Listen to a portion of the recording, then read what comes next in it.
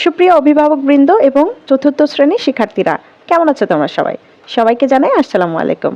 তো বরাবরের মতো আজকে আমি চলে এসেছি তোমাদের জন্য নতুন আর একটা ভিডিও নিয়ে। আর আজকের ভিডিওতে আমি আলোচনা করব বাংলাদেশ ও বিশ্ব পরিচয় এই সাবজেক্টের প্রথম অধ্যায় প্রাকৃতিক ও সামাজিক পরিবেশ নিয়ে। প্রথমে আমরা এই অধ্যায়ের ছকগুলো পূরণ করব, তারপর চলে যাব অনুশীলনীর সমাধান নিয়ে। আচ্ছা, তাহলে দেখো, প্রথমেই খুব সুন্দর একটা ছবি আছে, তাই না? তারপর এখানে বেশ কিছু ছক আছে, আমরা ছকগুলো দেখব। দেখো, প্রথমে কতে আছে, উপরের ছবিটি পর্যবেক্ষণ করে প্রাকৃতিক ও সামাজিক পরিবেশের পারস্পরিক নির্ভরশীলতা সম্পর্কিত প্রশ্নের উত্তর লিখি। একে আছে প্রাকৃতিক পরিবেশের উপাদানগুলো কি কি। তো আমরা উত্তরে লিখব মাটি, পানি, সূর্য, বায়ু, গাছপালা, নদী নালা, বিভিন্ন কিছুই আছে, তবে আমরা এখানে যেগুলো ধরে এগুলোই লিখব। দুই আছে সামাজিক পরিবেশের উপাদানগুলো কি কি। আমরা জানি সামাজিক পরিবেশের উপাদান ঘর বাড়ি, অফিস, কলকারখানা, রাস্তাঘাট, দোকানপাট, হাসপাতাল, অনেক কিছুই হয়। এরপর 3 নম্বরে আছে সামাজিক পরিবেশ কিভাবে প্রাকৃতিক পরিবেশের উপর নির্ভরশীল। আমরা লিখতে পারি আমাদের পোশাক আশাক, খাবার দাবার, চাল চলন প্রাকৃতিক পরিবেশের উপর নির্ভরশীল। দেখো, পরের পেজে কিন্তু প্রাকৃতিক ও সামাজিক পরিবেশ নিয়ে বিভিন্ন বিষয়ে আলোচনা করা আছে। আমি এগুলো আর পড়ে শোনাচ্ছি না, তাহলে ভিডিওটা আসলে অনেক লম্বা হয়ে যাবে। আমি জাস্ট শুধু ছকগুলোই পূরণ করে দিব। তো দেখো, এরপরে কিন্তু 2 নম্বর ছক আছে, উপরের অনুচ্ছেদটি পড়ে আমরা প্রকৃতির কোন কোন উপাদানের উপর নির্ভরশীল তার একটি তালিকা তৈরি করি।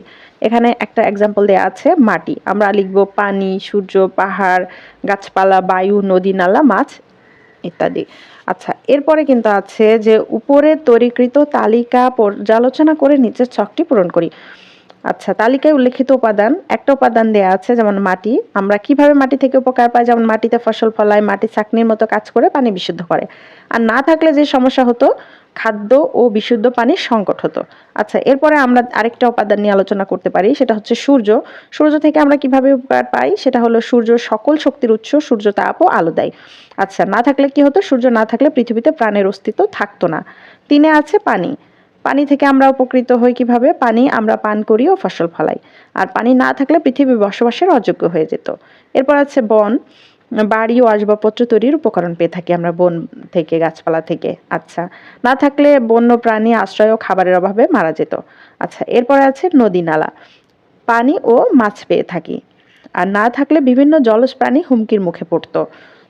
দেখো, পরের একটা ছক আছে, এখানে পরিবেশ কিভাবে মানুষের কার্যক্রম দ্বারা ক্ষতিগ্রস্ত হয় তা এখানে লিখতে হবে। যেমন প্রাকৃতিক পরিবেশের বেশ কিছু উপাদানের নাম লেখা আছে এবং এই উপাদানগুলো আমরা কিভাবে ক্ষতিগ্রস্ত করে থাকি। যেমন এখানে একটা এক্সাম্পল আছে মাটি, মাটি ক্ষতিগ্রস্ত হতে পারে কীটনাশক ব্যবহারের কারণে।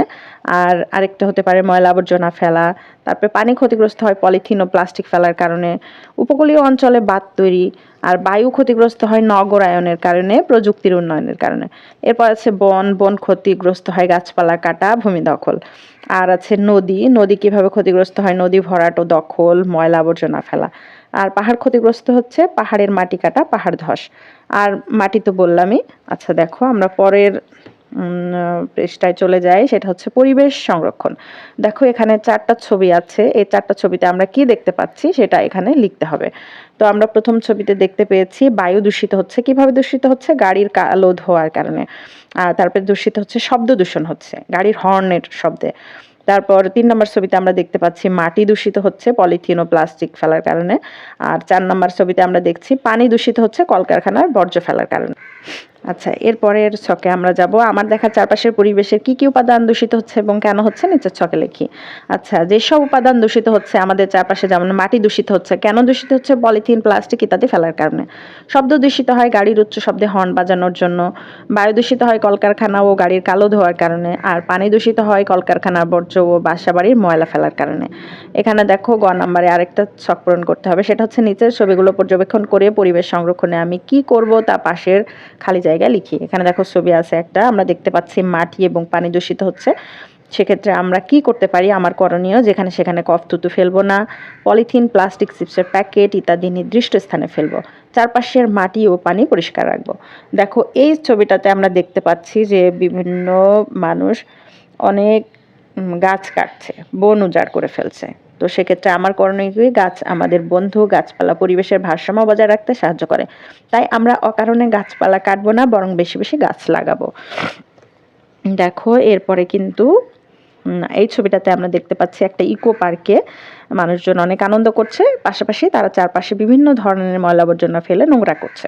তো সেক্ষেত্রে আমার করণীয় কি, ইকো পার্ক চিত্ত বিনোদনের স্থান, সেখানে গিয়ে আনন্দ করার পাশাপাশি তার চারপাশ পরিষ্কার রাখা আমাদের দায়িত্ব। ময়লা আবর্জনা ডাস্টবিনে ফেলবো। এখানে আমরা দেখতে পাচ্ছি যে দুজন লোক পাখি শিকার করছে। তো আমার করণীয় হচ্ছে, পাখি পরিবেশের বন্ধু, তাই পাখি শিকার করা কোনোভাবেই উচিত নয়। পাখির বসবাসের উপযোগী আবাসস্থল তৈরি করে দিতে হবে। এখানে ঘ নাম্বারে আছে, দেখো, বিদ্যালয়ের পরিবেশ সংরক্ষণে সারা বছরের জন্য একটি পরিকল্পনা তৈরি করি।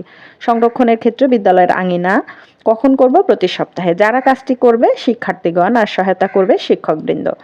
তারপর আছে আমাদের শ্রেণীকক্ষ, আমরা কি প্রতি সপ্তাহে করব এবং কারা করবে? শিক্ষার্থীগণ। কাদের সহায়তায় করবে? বড়দের সহায়তায়। বৃক্ষরোপণ সাপ্তাহিক ছুটির দিনে সবাই মিলে করব, কাদের সহায়তায়? ছোট বড় সবাই। তারপর আছে বাগান করা, বাগান করব সাপ্তাহিক ছুটির দিনে বড়দের সহায়তায়, শিক্ষকবৃন্দ আমাদের সহায়তা করবে। তো এই অধ্যায়ের শেষ ছক ছিল কিন্তু এটা, আর এমনিতে ভিডিওটা অনেক লম্বা হয়ে গেছে, এজন্য আমি এই ভিডিওতে আর অনুশীলনী সমাধান দিতে পারছি না, দুঃখিত। তোমরা পরবর্তী ভিডিওতে জয়েন হয়ে যেও, আমি সেখানে এই অধ্যায়ের সম্পূর্ণ অনুশীলনী সমাধান করে দিব। তো ভিডিও যদি ভালো লেগে থাকে অবশ্যই লাইক কমেন্ট শেয়ার দিয়ে দিও, আর চ্যানেলটি সাবস্ক্রাইব করে পাশেই থেকো। আজকের মতো এ পর্যন্ত, আল্লাহ হাফেজ।